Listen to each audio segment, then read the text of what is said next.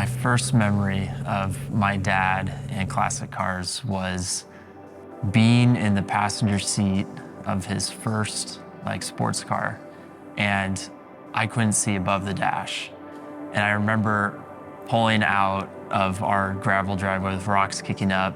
So we're blasting AC/DC in the car, and I'm sure my mom was not okay with me being in there without a car seat. That I can guarantee you. Felt like the coolest thing that could possibly happen as a young kid. Yeah, growing up with your dad liking cars and me being too young to be in them, but this time I had a moment to actually be there with him. So in 1991, my dad and a partner purchased Pacific Air Systems, and they bought this small little HVAC company. I was about 2 weeks on the job when I told my dad, this is definitely the place for me. I went into it with not super high expectations that this was actually the right thing for me, but it absolutely was. And what it turned into was a 7-year career there where I learned a lot about business, but most importantly, I had the time and opportunity to work with my dad and my brother, which was really special. In May of 2018, I went to what still is the most impactful leadership training I've ever been to out in Las Vegas. And I remember when I went to call my dad afterwards and thank him and tell him how grateful I was to be at that leadership training, little did I know that was going to be the last time I heard his voice.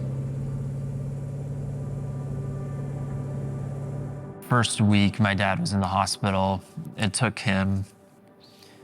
my dad a while to wake up.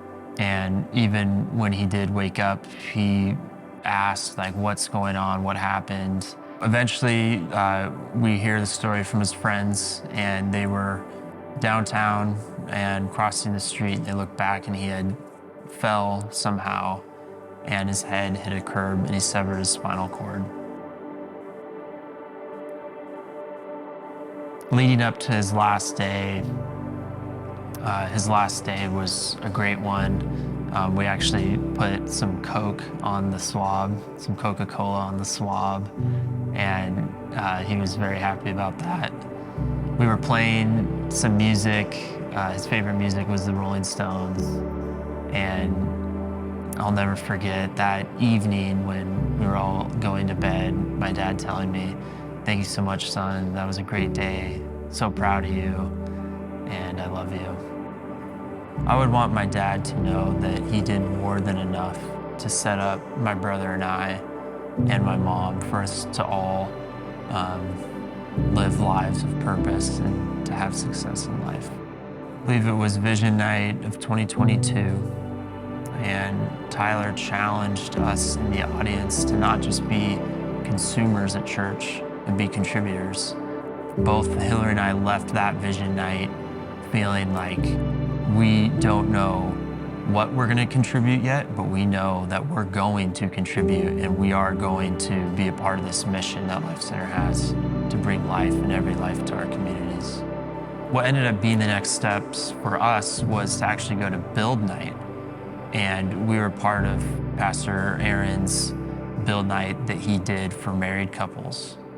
And from there, meeting and connecting Pastor Aaron and getting plugged in that way led to my first serving opportunity, which was on the eve of the next Build Night series starting.